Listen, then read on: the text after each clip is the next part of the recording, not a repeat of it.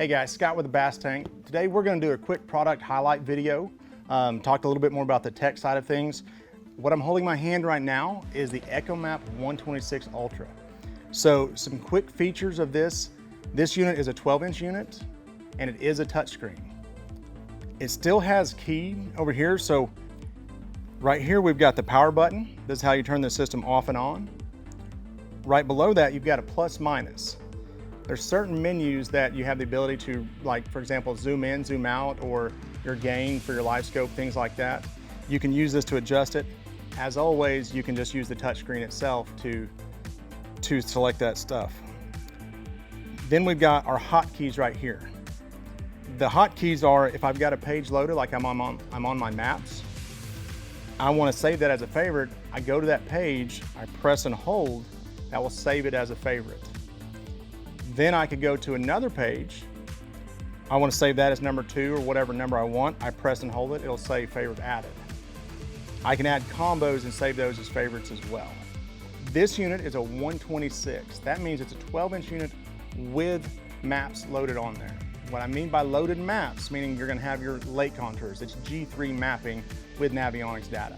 So your lakes are going to have your contours as opposed to this guy's cousin, the 122, which is just base maps. Looks like a kindergarten drew the shoreline, nice blue water. So that's the only difference in these two units, the 122 SV and the 126. This is the 126 again. These 4 buttons right here, I could have one page that was my maps, for example. I would press and hold to save that as my favorite, as that hotkey. And then I would go to the next page I wanted to create or to save, and I would press the number 2 or whatever number I want. I can build combos, again, save them just like a page. Those are some of the internal features. One thing on the ECHOMAP series is we do not get the helm feature. The helm feature is the recording to my phone or tablet. The ECHOMAP family does not allow that, so that is another big difference. Now, with that being said, let's talk about the main difference between ECHOMAPs and GPS maps. That is this guy right here. This is the Cradle. The ECHOMAP family all come with a cradle. The Ultras come with this locking cradle. The 93s still come with the compression style. There's this little cover right here that's a dust cover. I highly recommend and almost would require, if I could, that anytime this unit is off this goes on here. It protects these pins from getting corroded, moisture, dust. That will save you a lot of headache. So let's flip this around and talk about some of the advantages of the Cradle. We've got these connections back here. We'll discuss each one. So right here we've got an Ethernet port. LiveScope is a network sonar, so that would plug directly in here. That's another Ethernet port right there. We could connect LiveScope to one, another unit to another one, just with a Garmin Marine network cable. Electrically, these are the same. One of the number 1 questions we get, which one do I plug it into? It doesn't matter. They are both electrically the same. Then we've got this yellow port right here. This is another question we get a lot.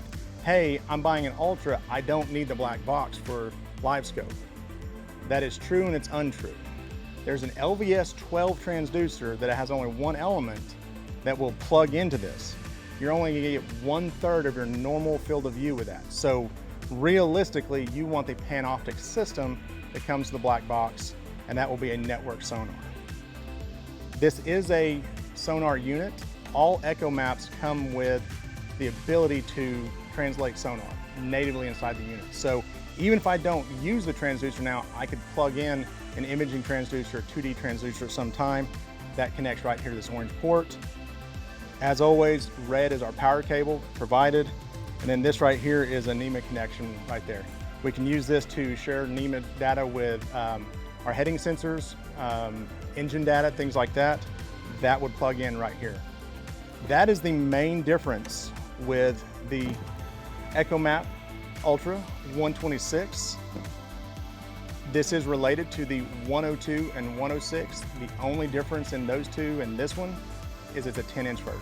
Something of note, when it comes to the all Garmin units, 32 gigabytes is the max size for an SD card. This one could be a 32 gigabyte and then it could have another 32 gigabyte, but 32 gigabytes per card is the max size. Otherwise, it will not read it. With today's updates, it needs to be at least 4 gigabytes or bigger. So one of the biggest calls we get is guys say, I'm cranking this down. So I'm gonna show you how this should drop in here, because this is designed just to fall in place and then just basically put a little pressure on it. What you don't want to do, what we're seeing, is these pins on the corners go in at an angle, they get broken, and now I've got a broken pin and we've got a head unit that won't communicate with the rest of my system. The way this works, you just take this right here. There's a little groove, so my latch is unlocked. I drop it in the cradle. See how free that is? I'm not putting a whole lot of pressure on it. Nice easy clip right here. My pins are safe and free. I think that's pretty much it, guys. We have these in stock, ready to ship today, and thebasstank.com.